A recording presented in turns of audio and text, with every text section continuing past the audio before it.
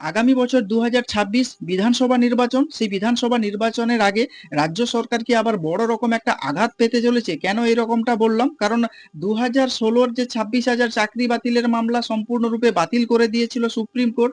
এর ফলে শিক্ষক এবং অশিক্ষক কর্মী মিলিয়ে প্রায় ২৬,০০০ চাকরি প্রার্থী এই মুহূর্তে সম্পূর্ণরূপে বেকার হয়ে পড়েছে এবং এই চাকরিহারাদের আবার নতুন করে নিয়োগ প্রক্রিয়াকে সম্পন্ন করতে হবে ডিসেম্বরের মধ্যে, যেটা সুপ্রিম কোর্ট থেকে একটা গাইডলাইন বেঁধে দিয়েছিল।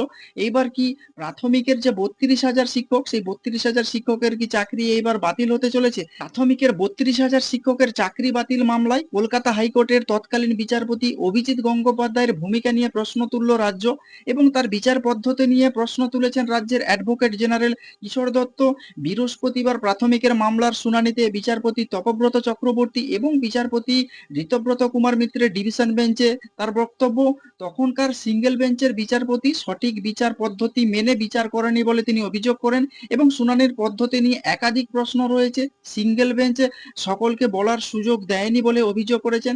বিচারপতি খেয়াল খুশি মতো শুনানি পর্ব চালিয়েছেন বলে তিনি একাধিক অভিযোগ করেছেন। বৃহস্পতিবার দুপুর ২টো থেকে এই মামলার শুনানি শুরু হয় এবং বিকেল ৪:৩০ পর্যন্ত চলে শুনানি। রাজ্য তথা পর্ষদের তরফে সওয়াল করেন অ্যাডভোকেট জেনারেল। আগামী ২৩শে জুন এই মামলার পরবর্তী শুনানি হবে এবং এই মামলায় বৃহস্পতিবার রাজ্যের অ্যাডভোকেট জেনারেল অভিযোগ করেন মামলাকারীদের বক্তব্য শোনার পরেই শুনানি স্থগিত করে দিয়েছিলেন তৎকালীন বিচারপতি অভিজিৎ গঙ্গোপাধ্যায়।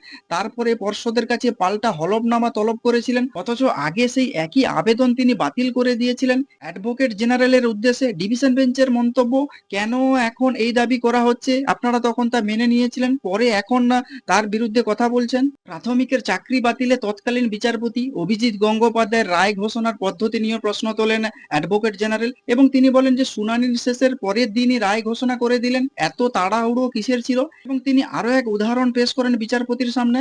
অবসরপ্রাপ্ত বিচারপতি সঞ্জীব বন্দ্যোপাধ্যায় শুনানির শেষে ৪৮ ঘন্টার মধ্যে রায় দিতেন। প্রাথমিকের মামলায় রায় এত তড়িঘড়ি দেয়া হলো কেন? এবং প্রাথমিকের নিয়োগের শুধুমাত্র অনুমানের ভিত্তিতে দুর্নীতির অভিযোগ আনা হয়েছে বলে তিনি দাবি করেন। অ্যাডভোকেট জেনারেলের যুক্তি, দুর্নীতির বিশ্বাসযোগ্যতা বা কোনো তথ্য প্রমাণ এখনো অবধি সামনে আসেনি এবং দুর্নীতির অভিযোগের পরিণাম মারাত্মক, কিন্তু শুধুমাত্র অনুমানের ভিত্তিতে বিচারপতি অভিজিৎ গঙ্গোপাধ্যায় এই রায় দিয়েছিলেন বলে তিনি অভিযোগ করেন। রাজ্যের আইনজীবীর অভিযোগ, পুরো মামলার শুনানিতে নিম্ন আদালতের বিচার প্রক্রিয়া কাজ করেছে সিঙ্গেল বেঞ্চে, আইনকে পাশে সরিয়ে পুরো রায় দেওয়া হয়েছে। প্রাথমিকের যে ৩২,০০০ চাকরি বাতিলের পেছনে অ্যাপটিটিউড টেস্ট না নেওয়ার কারণ দেখিয়েছিল সিঙ্গেল বেঞ্চ এবং পর্ষদ জানায় এই অভিযোগের কোনো গুরুত্ব নেই। জেলা ভিত্তিক মেধা তালিকা প্রকাশ হয় এবং এই টেস্ট অনুযায়ী নিয়োগ প্রক্রিয়া হয়। পাল্টা বিচারপতি তপব্রত চক্রবর্তীর মন্তব্য, এখন বলছেন মেধা তালিকা প্রকাশ করা হয়েছিল, কিন্তু এর আগে আপনারাই জানিয়েছিলেন যে মেধা তালিকা প্রকাশ করা হয়নি।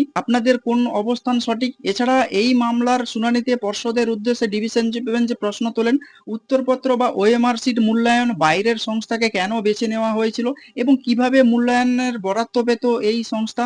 কেন প্রথমে বরাদ্দের বিষয়ে অন্য কেউ জানলো না এবং কোন আইনের ভিত্তিতে তাদের বরাদ দেওয়া হয়েছিল? আপনারা কি বলবেন যে ৩২,০০০ প্রাইমারি শিক্ষকের যে চাকরি বাতিলের মামলা আজ বৃহস্পতিবার শুনানি ছিল, ২টো থেকে ৪:৩০ অবধি শুনানি হয় এবং ডিভিশন বেঞ্চে একাধিক অভিযোগ করেন রাজ্যের অ্যাডভোকেট জেনারেল। এখানে অভিজিৎ গঙ্গোপাধ্যায়ের রায়দান নিয়ে একাধিক প্রশ্ন তোলা হয় রাজ্যের অ্যাডভোকেট জেনারেলের তরফ থেকে। তো আপনারা কি বলবেন যে আজকে ৩২,০০০ চাকরি বাতিলের মামলার শুনানি ছিল এবং পরবর্তী শুনানি আছে আগামী ২৩শে জুন। আপনারা এই বিষয়ে যদি কোনো কিছু বলতে চান তাহলে অবশ্যই কমেন্টস বক্সে কমেন্টস করতে পারেন। আর নজর রাখুন না চিন্তা